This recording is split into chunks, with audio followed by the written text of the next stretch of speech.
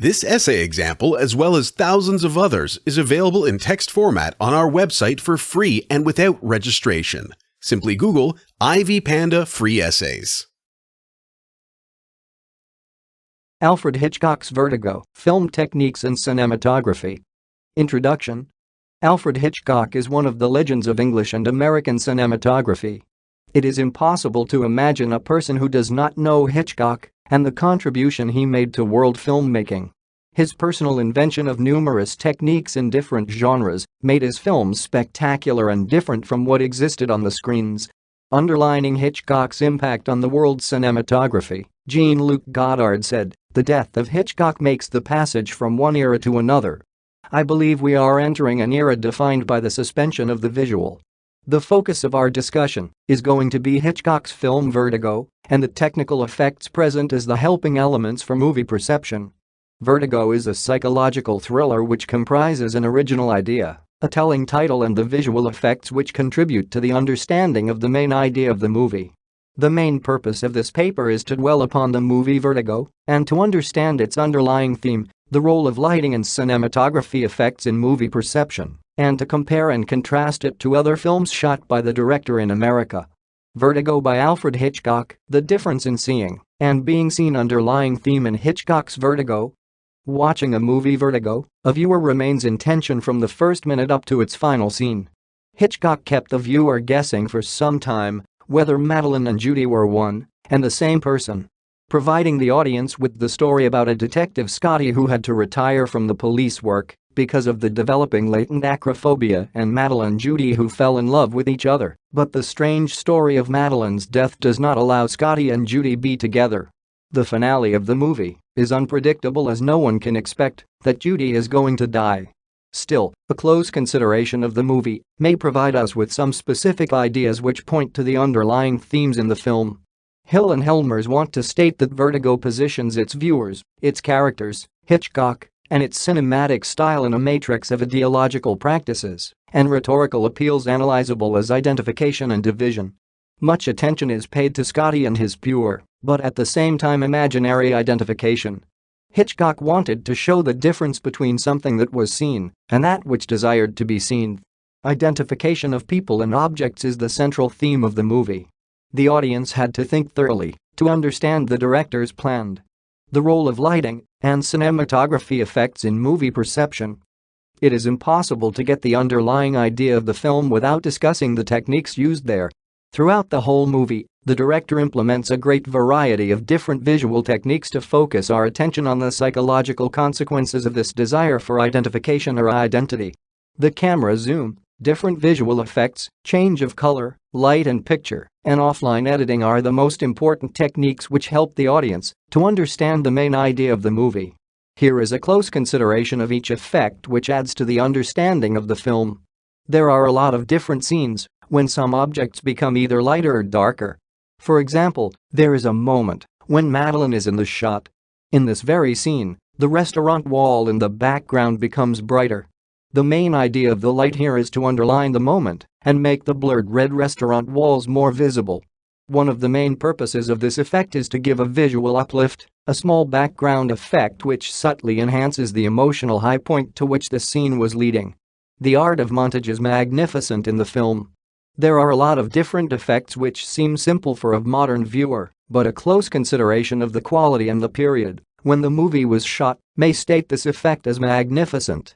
For example, the highest effect from montage is achieved when the main character shadows his friend's wife by car.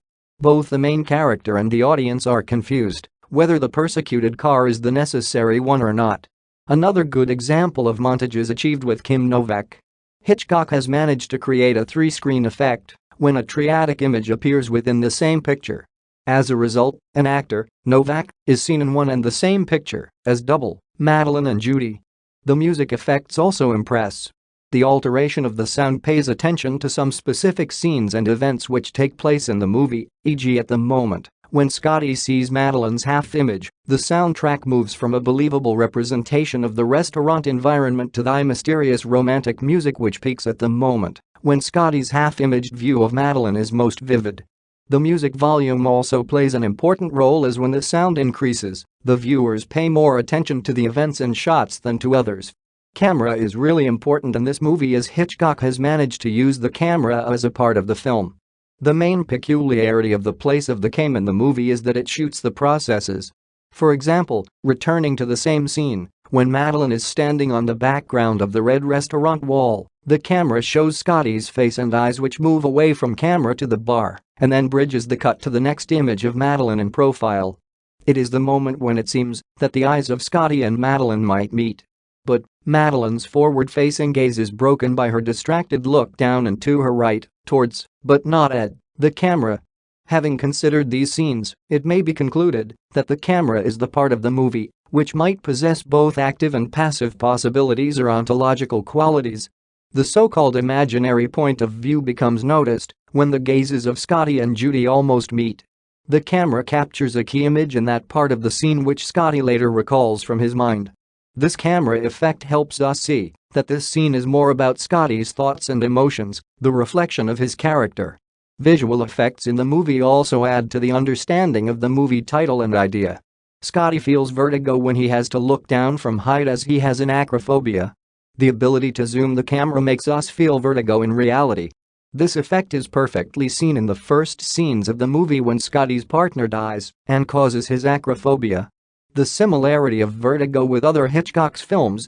Almost all Hitchcock's films are similar in the ideas. He was fond of shooting suspicious and psychological thrillers. Putting the visual effects as one of the main points of our discussion, it is important to state that Vertigo is very similar to Psycho. A triadic image is seen when Perkins appears in Doubles as Bates and Mother. The theme of psychological consequences of seeing and being seen considered in Vertigo is highlighted in the other Hitchcock's films, especially in Rear Window and Psycho.